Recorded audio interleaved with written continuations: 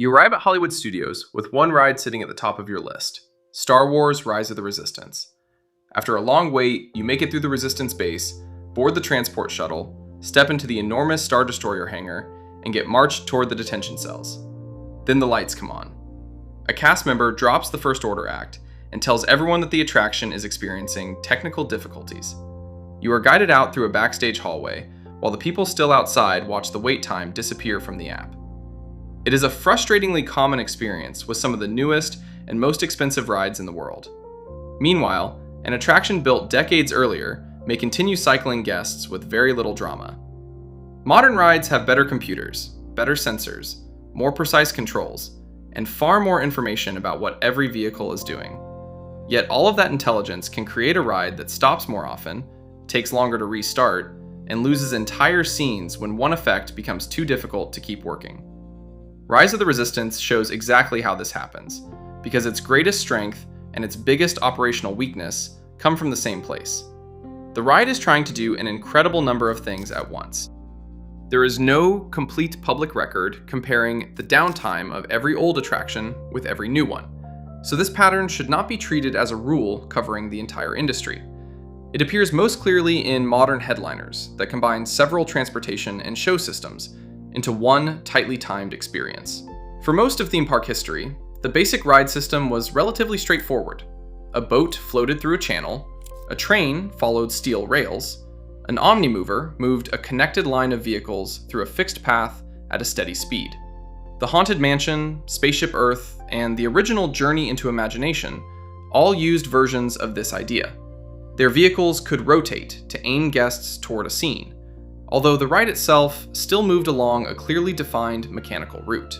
Pirates of the Caribbean relied on water, gravity, pumps, lifts, and guide rails beneath the surface. These rides had plenty of machinery, electrical equipment, animated figures, and control systems, and they could absolutely shut down. Their basic movement was still built around a limited number of large systems that had been understood for decades. If an animatronic pirate stopped moving, the boats could usually continue. If a lighting effect failed, the rest of the attraction remained available. Show quality suffered, though ride capacity could remain almost unchanged. A lot of older dark rides were designed with that separation built in. The transportation system moved people through the building, while most of the scenery performed around it. The ride did not need every figure, door, projection, and piece of music to confirm that it was ready before the next boat entered the scene. Modern attraction design has moved in a different direction. Guests now expect rides to feel closer to a movie, where the vehicle, sets, screens, sound, lighting, and physical effects all respond at the exact right moment. A trackless vehicle can turn sideways, reverse, pause, separate from another vehicle, and take a different route across the same room. A roller coaster train can rotate to face a screen while moving through a launch. A robotic arm can carry riders past sets while changing their angle and height. These systems give designers much more control over what the guest sees. They also require the ride to keep track of far more information. The control system needs to know the location of each vehicle, whether its motors and steering are responding, whether the path ahead is clear, whether a lift is in position, whether a door has closed, and whether the vehicle has enough power to complete the next movement. Show equipment may need to report that it has returned to a safe position before a vehicle can approach. One missing confirmation can hold the scene. A serious fault can stop several vehicles or the entire attraction because the system has been designed to prevent one problem from spreading into a collision or unsafe movement. This creates an important difference between a mechanical failure and what guests describe as a breakdown. A ride can stop even when nothing has physically snapped. A sensor may have produced a reading outside its expected range. Two redundant sensors may disagree. A restraint may be fully closed while the computer fails to receive a clean confirmation. A vehicle may reach the correct place a fraction too early, too late, or at the wrong angle. A show door may look closed to everyone in the room, while its position switch reports that it is still open. Modern safety controls are built to react conservatively. When a safety-related fault appears, the system moves into a safe state, which usually means stopping motion until the condition has been checked and cleared. This makes the ride safer and gives technicians far better diagnostic information. It also produces more visible downtime. An older system with fewer sensors could continue operating through a minor variation that a newer system would detect immediately. That older ride may appear more dependable during the day, even though it has less ability to identify a problem before it becomes serious. The basic reliability math also becomes harder as the number of required systems grows. Every individual component can be extremely dependable, while the complete attraction remains vulnerable because one ride cycle may depend on a large number of separate confirmations arriving in the correct order. Reliability engineers describe this as a series system when the failure of any required part can stop the larger process. The overall system becomes less available as more required parts are placed in that chain. Theme park rides reduce this problem through redundancy, backup modes, duplicated sensors, and the ability to isolate certain faults. Even so, the attraction still has more possible reasons to pause. A simple boat ride can often continue with one broken figure. A modern ride scene may depend on the vehicle arriving at a precise mark, a projection starting on the correct frame, a moving wall reaching its limit, and a second vehicle staying within its assigned area. When those actions are tied together, the least reliable part can limit the performance of everything around it. This also explains why adding one impressive effect can create a much larger operational problem than its size would suggest. Rise of the Resistance opened at Disney's Hollywood Studios on December 5, 2019, followed by Disneyland on January 17, 2020. Disney described it as a massive attraction using multiple ride systems, and that description is unusually literal. The experience begins as a themed queue inside a hidden Resistance base. Guests receive a briefing from BB-8 and a holographic Ray, then walk outside and board a Resistance transport shuttle. That shuttle is a large motion simulator. Guests board on Batuu. The room rocks through the spaceflight, and the group exits into a completely different environment. The full-scale Star Destroyer hangar is the next part of the attraction, and the transition makes it feel as if the shuttle physically traveled there. Cast members move guests into detention cells, where walls open during the Resistance rescue. Only after all of that do guests reach the trackless escape vehicles that most people would normally consider the ride itself. By this point, Rise has already depended on timed video, audio, animated figures, moving doors, the shuttle simulator, live operations, and the controlled movement of several groups through separate rooms. The trackless section adds another layer of complexity.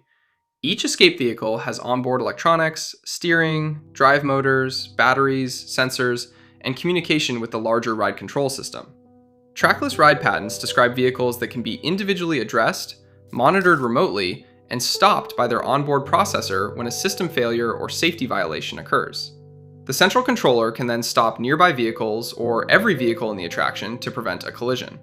That capability is one of the reasons trackless rides can create movements that would be impossible with a fixed rail. Two vehicles can travel together, split apart, rotate toward different scenes, and appear to make decisions based on the action around them. The floor remains visually clean because there is no obvious track telling you where the vehicle will go. Rise uses that freedom constantly. The vehicles back away from Kylo Ren, move beneath towering AT-AT walkers, enter lifts, avoid weapons fire, and position themselves inside the escape pods. Each movement has to match the set, media, sound, and other vehicles sharing the space. The ride system is constantly proving that the next movement is safe before allowing the story to continue. One of the best examples was the Star Destroyer cannon scene. When Rise first opened, the escape vehicles approached enormous cannons that moved forward to fire and then recoiled. The vehicles advanced through the openings created by that movement, making the scene feel dangerous, even though every action was carefully programmed. The effect required the cannon position and vehicle position to remain synchronized. If the timing drifted or a sensor failed to confirm that the cannon had cleared the path, the vehicle could not simply continue. Disney eventually operated the scene with the cannons stationary for long periods. Disneyland restored their movement in January 2025 after years of inactivity, while the Florida version had also spent years with the cannons disabled. The scene still worked visually, with lights, sound, and screen-based weapons fire, although it lost the physical motion that made it special. This is one of the trade-offs behind modern attraction design. A complex effect can be removed from the active sequence to improve availability, leaving a safer and more dependable ride that is also slightly less impressive than the one guests saw during its earliest operation. Rise also uses large vehicle lifts in the AT-AT room, animated figures, projection effects, moving set pieces, and an escape pod sequence that combines a simulator with a short vertical drop. The trackless vehicle has to enter the escape pod and lock into the correct position before that system can operate. Every handoff between systems creates another point where the attraction has to verify location, alignment, doors, restraints, and clearances. A traditional dark ride vehicle generally stays on the same transportation system until it reaches unload. Rise transfers the guest experience between a walking queue, a simulator, live cast members, trackless vehicles, lifts, and a drop system without making those transitions feel separate. That is an enormous creative achievement. Operationally, it means a problem in a room far ahead can eventually back up everything behind it. If the detention area cannot release groups at the expected pace, the shuttle cycle may need to pause. If the trackless vehicles stop accepting new riders, the detention cells fill, the hangar fills, and incoming transports can no longer unload. The attraction is one long connected production, so a fault near the end can shut down experiences that are still working perfectly near the beginning. Restarting a ride this complex can take much longer than resetting a simpler attraction. Technicians first need to identify the fault and decide whether the ride can recover with guests still on board. A vehicle may need to be moved manually or removed from operation. Guests may need to be evacuated if the system cannot confirm a safe, automatic path.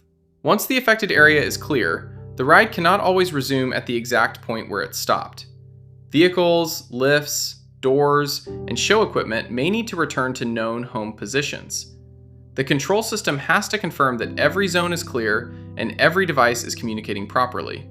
Empty test cycles may be required before guests are loaded again. Rise makes this harder because the attraction includes groups of people standing inside pre-show spaces beyond the normal queue. A shutdown can leave guests distributed across the Resistance briefing room, transport shuttle, hangar, detention corridor, load platform, and ride path. Cast members have to move or hold those groups while maintaining safe access for technicians. The actual repair might be quick. Clearing the attraction and rebuilding the correct operating sequence can take much longer. Modern rides also create maintenance problems that have little to do with the intelligence of the control system. Trackless vehicles carry many of their own components, so each vehicle is almost a separate machine. Batteries age, wheels wear, encoders and position sensors require calibration. Communication hardware can fail intermittently, which is often more difficult to diagnose than a part that has completely stopped working. The ride floor, charging system, onboard computers, and central controls all have to work together. Animatronics have more points of movement than older figures, with additional motors, actuators, sensors, and control hardware packed into limited space. Projection systems need alignment and clean media playback. Large moving set pieces repeatedly accelerate and stop throughout a long operating day. Smart diagnostics can tell the maintenance team exactly which part reported a fault, though they cannot remove the physical work required to reach it, replace it, calibrate it, and test the complete scene. A fault code narrows the search. It does not automatically repair the ride. Software adds another problem, because it can fail without any visible damage. Modern rides depend on code controlling vehicles, show timing, communication, and safety logic. Software can be updated to correct one issue and create another unexpected interaction. Networks can lose a message, a device can reboot and return in the wrong state, the ride may refuse to reset because one component has not completed its startup sequence. These problems can be difficult to reproduce because the same ride may operate normally for hours after a reset. The meaningful difference is how much of the experience depends on software, since older attractions also use computers and have received major control upgrades over the years. On a classic boat ride, the computer mostly manages spacing, lifts, pumps, and safety equipment, while the boat follows a physical channel. On a trackless attraction, software helps determine where the vehicle goes, how it turns, when it moves, which scene it faces, and how it interacts with every vehicle nearby. The technology has also changed what counts as an acceptable problem. Modern control systems can monitor temperature, current draw, speed, position, battery condition, communication status, and many other values that operators never had access to on older rides. That information allows maintenance teams to catch wear earlier and prevent more serious failures. It can also shut down an attraction before the guest sees any obvious sign of trouble. A motor drawing unusual current may still be moving. A sensor that occasionally drops its signal may still report correctly most of the time. The control system has been designed to treat those warnings seriously, because the ride carries people through tight spaces around moving equipment. A temporary closure caused by diagnostics may prevent a much longer closure later. Guests only see that the new ride is down again. The maintenance team may see a system that detected a problem exactly when it was supposed to. Guest behavior creates another group of stops that are often counted as ride breakdowns. Someone drops an item into the ride path. A guest stands up, reaches outside the vehicle, or fails to follow loading instructions. A restraint needs to be reopened. A wheelchair transfer takes longer than the programmed dispatch interval. A door is blocked by a bag. Older continuous loading rides stop for these reasons as well, especially omnimover attractions, where the moving walkway may need to pause for guests who need more time. Modern rides can react more dramatically because one interrupted dispatch affects a tightly timed sequence farther inside the building. A delayed pair of vehicles can miss the gap intended for a lift or scene. The control system may hold the next vehicles until spacing has been restored. On Rise, the guest flow through the pre-shows also has to match the capacity of the trackless section. A minor loading issue can create a backlog that appears in parts of the attraction far away from the original delay. New attractions often struggle most during their opening period. Engineers test rides repeatedly before guests arrive, although real operation introduces a wider range of weights, loading speeds, mobility needs, dropped objects, operator decisions, and environmental conditions. Components also fail early because of manufacturing defects, installation issues, or calibration that looked correct during testing. Reliability engineering sometimes calls this early stage infant mortality. The rough opening of Rise of the Resistance made the problem especially visible. Disney initially used a virtual queue and boarding groups, which helps control how many people were waiting for an attraction with limited and unpredictable daily capacity. On some days, the ride opened late, stopped for extended periods, or failed to reach every boarding group that had been issued. Over time, software changes, revised procedures, maintenance experience, and the removal or adjustment of troublesome effects improved operations. The attraction still carries a reputation for downtime because its early problems were severe, and because any closure affects one of the most popular rides in the park. Older rides have their own reliability problems, and age eventually works against them. Decades of operation create fatigue, corrosion, obsolete parts, worn wiring, leaking hydraulics, and control equipment that may no longer be manufactured. Custom components can require Disney or Universal to rebuild parts internally. A classic attraction can stay closed for months during a major refurbishment because its track, boats, figures, or building systems need extensive work. Older rides may also continue operating with many broken show elements because the transportation system can still move safely. Guests sometimes describe that ride as reliable while experiencing a version where half the figures barely move.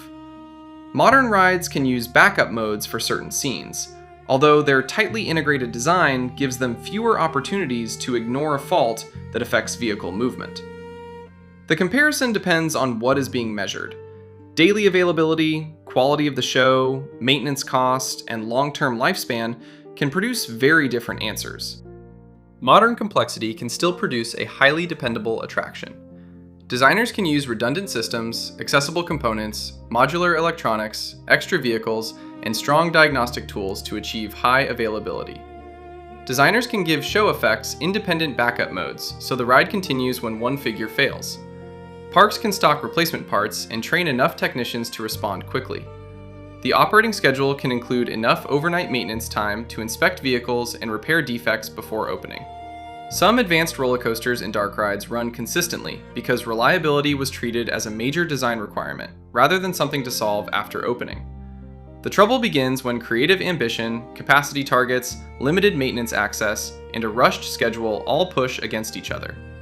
A beautiful effect that takes hours to reach or requires perfect timing with every passing vehicle can become an operational liability. Rise of the Resistance contains several examples where the full show was so demanding that Disney eventually accepted a reduced effect to keep more of the attraction available. Parks keep building rides this way because the payoff can be extraordinary. Rise of the Resistance could have been a conventional dark ride through Star Wars sets. The multi-system design turns it into a continuous experience, where the boundary between queue, pre-show, and ride almost disappears. The transport shuttle makes the Star Destroyer hangar reveal believable. The trackless vehicles let the escape feel uncontrolled while remaining carefully choreographed. The lifts change the physical level of the vehicles inside the AT-AT room. The final drop gives the escape pod sequence a sensation that a screen alone could never create. These moments explain why the ride is often ranked among the best attractions ever built. The same decisions also explain why a single bad sensor can disrupt the morning for everyone waiting inside and outside the attraction. Disney created a ride where almost every part contributes to the illusion, which means far more parts can interrupt it. Smarter technology has given theme parks safer controls, better diagnostics, and ride movements that earlier designers could barely attempt. It has also raised the number of systems that must agree before the attraction can continue. Rise of the Resistance stops because its computers watch vehicles, lifts, doors, batteries, restraints, and moving scenery with very little tolerance for uncertainty. Older rides often keep moving because their transportation systems remain separate from much of the show. Rise combines the transportation and the show into one connected machine. When everything works, the result is one of Disney's greatest attractions. When one piece fails to report that it is ready, the entire Star Destroyer can come to a stop.